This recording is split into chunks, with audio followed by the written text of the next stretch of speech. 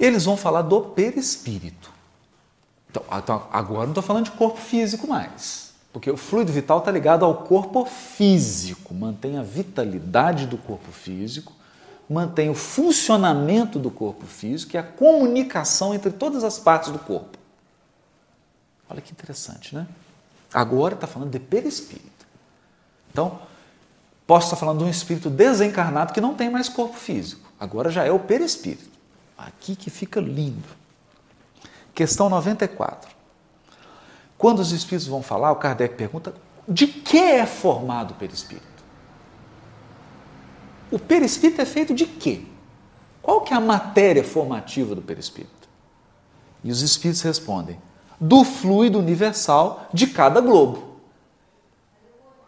Ou seja, cada planeta tem um fluido universal já modificado.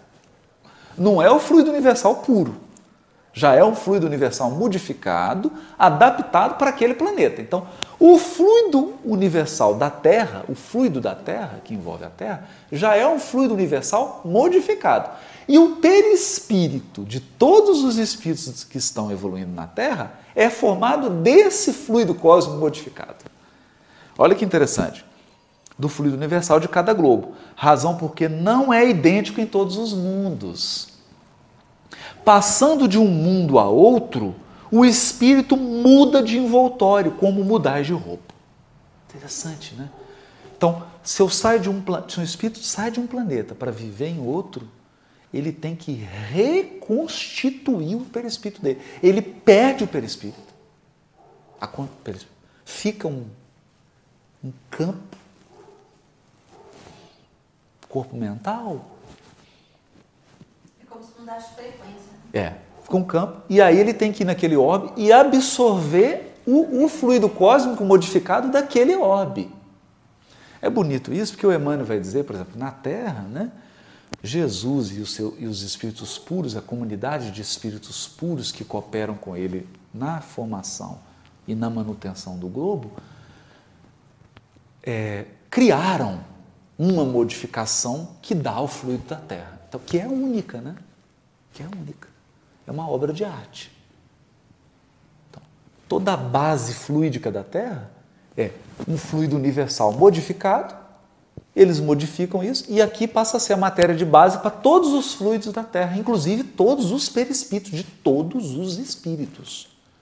Não é só de espírito inferior, inclusive os espíritos, o mais evoluído espírito da Terra, que está ainda na Terra, o perispírito dele é formado desse fluido.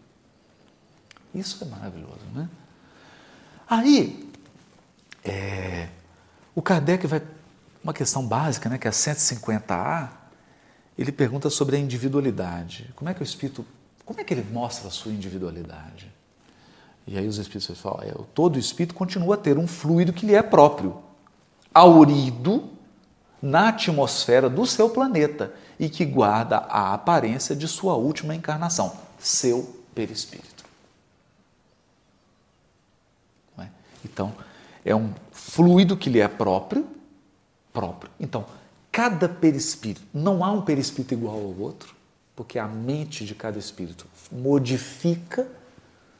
Então, você tem uma média, mas igualzinho não é, e ele aure da onde? Da atmosfera do planeta, que é o fluido cósmico modificado daquele planeta. E a aparência, geralmente, é da última encarnação, mas se o espírito, quanto mais superior, mais liberdade tem, né? Então, fala, agora eu quero me parecer o que eu era 1000 anos atrás. Não, agora eu quero mais alto, mais alto. E assim vai, né? E para encerrar, questão 257. Quando fala sobre, o Kardec vai escrever um ensaio sobre a sensação, ele diz assim, o perispírito é o laço que a matéria do corpo prende o espírito. Por isso que é esse fluido. É laço que tira do meio ambiente, do fluido universal. Participa ao mesmo tempo da eletricidade, do fluido magnético e até certo ponto da matéria inerte. Poder-se dizer que é a quintessência da matéria. É o princípio da vida orgânica, porém não o da vida intelectual, que reside no espírito. Então, Só para deixar claro que o fluido vital está impregnado no perispírito que o transmite ao corpo.